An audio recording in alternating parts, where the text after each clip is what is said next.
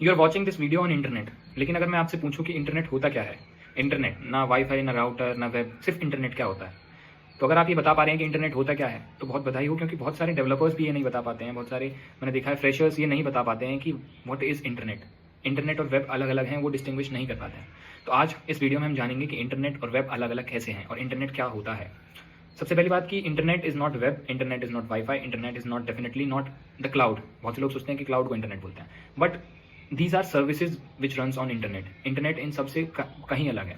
Internet is a massive network of devices that are interconnected with each other. Internet को बनाया इसलिए गया था ताकि एक डिवाइस से दूसरे डिवाइस में डेटा शेयर किया जा सके, कुछ भी चीजें शेयर की जा सकें। It is the infrastructure which help us to share data between devices. तो इंटरनेट को समझने के लिए एक एनालॉजी लेते हैं कि आप अगर किसी ई कॉमर्स प्लेटफॉर्म से कुछ ऑर्डर करते हो तो वो ऑर्डर आप तक पहुंचता है वाया कुरियर कंपनी। कोई कुरियर कंपनी आपके कुरियर को रोड्स के थ्रू, वैन्स के थ्रू, आपके पोस्टल कोड तक पहुंचाती है और फिर पोस्टमैन आपको वो डिलीवर करता है। इसी तरीके से इंटरनेट जो है वो इंफ्रास्ट्रक्चर प्रोवाइड करता है आपके डेटा को एक जगह से दूसरी जगह पर ले जाने के लिए। इंटरनेट को काम करने के लिए कुछ चीज़ों की ज़रूरत होती है, जैसे कि आपका जो अमेजॉन, मान लीजिए अमेजॉन से आपने कुछ ऑर्डर किया था तो उस कोरियर कंपनी को कुछ चीज़ों की ज़रूरत होगी जिस वजह से वो आप तक आपका कोरियर पहुंचा पा रहा है। जैसे कि आपका एड्रेस, आपका नाम, आपका फ़ोन नंबर, ये सारी चीज़ें अगर कोरियर कंपनी के पास होंगी तो वो आपका कोरियर बहुत आसानी से आप तक डिलीवर कर पाएगा। इसी तरीके से इंटरनेट को भी कुछ चीज़ों की ज़रूरत होती है ताकि वो आपका डेटा आप तक सही तरीके से पहुँचा सके।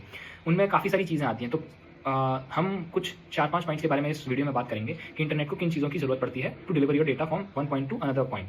तो सबसे पहली चीज़ जो निकल कर आती है वो है आईपी एड्रेसेस। आईपी एड्रेसेस, जैसे मान लीजिए आपके घर का कोई ना कोई एड्रेस, मान कर लीजिए होता ही है, सबके घर का कुछ ना कुछ एड्रेस होता है। इसी तरीके से इंटरनेट पर हर डिवाइस का एक नेटवर्क वो आईपी एड्रेस होता है।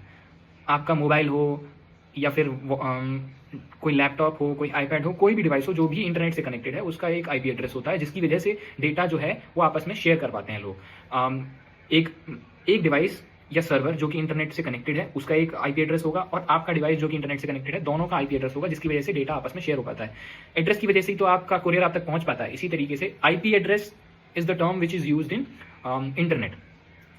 तो आईपी एड्रेस जो होता है वो किस फॉर्म में होता है, वो होता है w.x.y.z। उसमें क्या होता है, नंबर्स होते हैं, 8 बिट नंबर्स होते हैं, डॉट के बाद 4 नंबर्स होते हैं। तो वो नंबर्स को याद रखना थोड़ा मुश्किल होता है ह्यूमंस के लिए। तो उसी चीज़ को सॉल्व करने के लिए आ जाता है डीएनएस। डीएनएस क्या करता है, वो उन नंबर्स को, वो आईपी एड्रेस में जो नंबर्स यूज हो रहे हैं, आपकी डिवाइस का एक यूनिक एड्रेस है ना इंटरनेट पे, उस एड्रेस को इंसान याद नहीं कर सकता है। इंसान जो है वो भूल जाते हैं नंबर्स को। तो उनको ऐसी चीज़ें याद होती हैं जो कि वर्ड्स से रिलेटेड होती हैं। मान मेरा नाम प्रिंस है, आपका नाम कुछ भी हो सकता है, डेजी हो सकता है, प्रशांत हो सकता है, खुशी हो सकता है। तो आपको वर्ड्स ज़्यादा याद रहते हैं। तो इसी तरीके से डीएनएस जो है वो हमको ये नंबर्स को याद रखने में हेल्प करता है। डीएनएस को समझ सकते हो एक फोन बुक की तरह, जो कि नाम के साथ आपके नंबर को मैच कर देता है। DNS is like a phone book. DNS जो है domain name server, domain name system, वो इस तरीके से काम करता है कि वो एक आईपी एड्रेस को उठा के किसी नाम के साथ मैप कर देता है।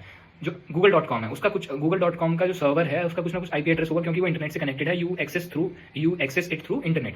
तो उसको कनेक्ट करने के लिए आप google.com डालते हो ब्राउजर में, लेकिन वो आपकी जो रिक्वेस्ट है वो ब्राउजर क्या करता है, उसको देखता है कि google.com से कौन सा जो आईपी एड्रेस है वो मैप्ड है और उसके बाद उस आईपी एड्रेस पे आपकी रिक्वेस्ट को भेजता है।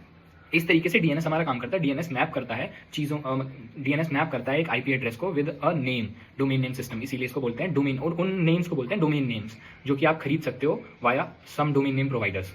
तो आफ्टर डोमेन नेम हमारा आता है पैकेट्स। पैकेट्स क्या होते हैं, अब ऐसा तो है नहीं आपने मान लीजिए आप ये जो वीडियो देख रहे हो वो यूट्यूब पे देख रहे हो, तो यूट्यूब से आपने बोला कि मुझे एक एक्स वीडियो देखनी है और आप मुझे वो वीडियो ला कर दो। तो वो जो वीडियो है वो मान लीजिए 600 MB की है, तो वो यूट्यूब अचानक से 600 MB आपके पास तो ट्रांसफर नहीं कर सकता है, क्योंकि आपको पता है कि एक स्पीड होती है जिसके थ्रू आपके पास डेटा आता है, which is measured in MBPS और KBPS। तो आपकी कुछ मान लीजिए 2 MBPS स्पीड है नेटवर्क की। तो जो डेटा है वो 600 MB एक साथ तो आ नहीं सकता। तो यूट्यूब क्या करेगा, यूट्यूब उस डेटा को यानी उस वीडियो को चंक्स में डिवाइड कर देगा और फिर उसको भेजेगा उन चंक्स पे कुछ डाल के। जैसे आप कुरियर पे लिखते हो जिसको भेज रहे हो उसका एड्रेस और उसका नाम, और अगर वो ना मिले वहाँ पे तो वापस किसको भेजना है, यानी अपना एड्रेस। इसी तरीके से यूट्यूब का जो प्लेटफॉर्म है वो उन पैकेट्स पे जो उसने डिवाइड किया है वीडियो को, उन पैकेट्स पे बहुत सारी चीज़ें लिख के भेजता है, और वो चीज़ों को लिख के जब भेजता है और इंटरनेट के थ्रू भेजता है तो इंटरनेट पे किसी भी राउट के थ्रू वो आपके डिवाइस तक पहुंच जाती हैं, क्योंकि मैटर नहीं करता है कि कौन सा राउट हो सकता है एक राउट बंद हो, दूसरे राउट से आए, तो कोई ना कोई राउट से वो आपके डिवाइस तक पहुंचती है। फिर उसके बाद जो यूट्यूब की जो एप्लीकेशन आपके डिवाइस पर रन कर रही है, उस एप्लीकेशन का की ये रिस्पॉन्सिबिलिटी होती है कि जो उसने वो डेटा पैकेट्स को रिसीव किया है, यूट्यूब के भेजे सर्वर से भेजे हुए डेटा पैकेट्स को रिसीव किया है, उनको असेंबल करके आपको दिखाए। इस तरीके से पैकेट्स को भेजा जाता है और रिसीव किया जाता है। तो ये सारी चीजें होती हैं पैकेट्स में। अब चौथी चीज जो निकल कर आती है वो होती है protocols. Protocols are set of rules जो कि सभी लोगों ने मान लिए हैं कि डिवाइसेस आपस में कम्युनिकेट किस तरीके से करेंगे। अगर आपको कोई वीडियो भेजनी है तो वो किस तरीके से भेजी जाएगी, किस तरीके से उनके पैकेट्स पे आपको कौन सी चीजें डालनी होंगी। या फिर देखो ऐसा है ना कि मान लो एक कंप्यूटर कुछ चीजें लिख के भेज रहा है, दूसरे कंप्यूटर के पास पहुंच रही हैं, वो आपस में समझ नहीं पा रहे हैं। तो सारे कंप्यूटर्स को आपस में समझाने के लिए हमें एक स्टैंडर्ड चीज की जरूरत होगी, स्टैंडर्ड सेट ऑफ रूल्स की जरूरत होगी, जिससे सारे कंप्यूटर्स आपस में समझ पाएं कि हाँ जो हमने चीज जो भेजी है और जो रिसीव हुई है वो हम समझ पाएं। तो इसी तरीके से सेट ऑफ रूल्स होते हैं जो कि ये डिसाइड करते हैं कि हम डेटा को किस तरीके से भेजेंगे, क्या उसका फॉर्मेट होगा, किस तरीके का डेटा हम रिसीव करेंगे, उसको किस फॉर्मेट में हम रीड करना चाहेंगे। आप वीडियो भेजते हो तो उसको किस फॉर्मेट में भेजोगे और किस फॉर्मेट में रिसीव करोगे। आप रिक्वेस्ट भेज रहे हो उसके साथ क्या क्या चीजें भेजोगे, एडिशनल हेडर्स में क्या क्या चीजें जाएंगी। तो वो रिक्वेस्ट की कुछ रिक्वेस्ट में जो चीजें जा रही हैं वो प्रोटोकॉल्स डिसाइड करेंगी, किस टाइप की चीजें आप भेज रहे हो, किस टाइप की चीजें आप रिसीव कर रहे हो ओवर द इंटरनेट, वो किस तरीके से ट्रैवल करेंगी। ये सारी चीजें प्रोटोकॉल्स में होती हैं कि प्रोटोकॉल्स डिसाइड करती हैं कि आपका जो डेटा है वो सही तरीके से पहुंच पाए। तो इसको आप इस तरीके से समझिए कि इंटरनेट जो है वो फिजिकल है। इंटरनेट हवा में नहीं है, इंटरनेट इज फिजिकल। वो आपका जो डेटा है वो यूट्यूब के सर्वर्स से आपके डिवाइस तक कैसे पहुंच रहा है।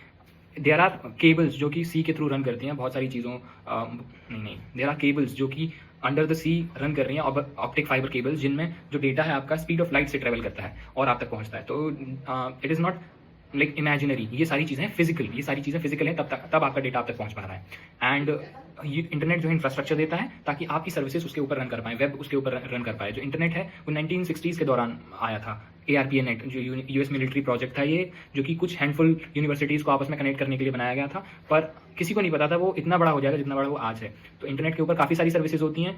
Web is also a service which runs on internet. Web is a service, web और इंटरनेट अलग अलग होते हैं। जैसे कि आपका व्हाट्सएप है, WhatsApp is a service. Web is websites में यूज होता है वेब, जो कि आपकी वेबसाइट्स को डिलीवर करने में यूज होता है, जो कि 20 साल बाद आया था इंटरनेट के इजाद के बाद, 20 साल बाद आया था। तो इंटरनेट पहले भी एग्जिस्ट करता था और उसके बाद 20 साल बाद जाके वेब आया था हमारा। गेमिंग भी होती है इंटरनेट पे आप ईमेल्स भी भेजते हो, इंटरनेट पे आप वेब भी सर्व करते हो, इंटरनेट पे आप स्ट्रीमिंग भी करते हो, बहुत सारी चीज़ें होती हैं। ये सारी चीज़ें सर्विसेज में आती हैं। Internet is a infrastructure which is provided by the which is there to get a data from a point to another point. So the gist of it कि internet is a global network of computers which are interconnected to each other, और उन सब computers के पास एक address होता है जिसे IP address बोलते हैं। वो IP एड्रेस की हेल्प से आप अपने डेटा को इधर से उधर भेजते हैं वाया पैकेट्स। उन पैकेट्स के ऊपर उन पैकेट्स को कुछ फॉर्मेट फॉलो करना होता है, जो कि हमें प्रोटोकॉल्स में बताया जाता है।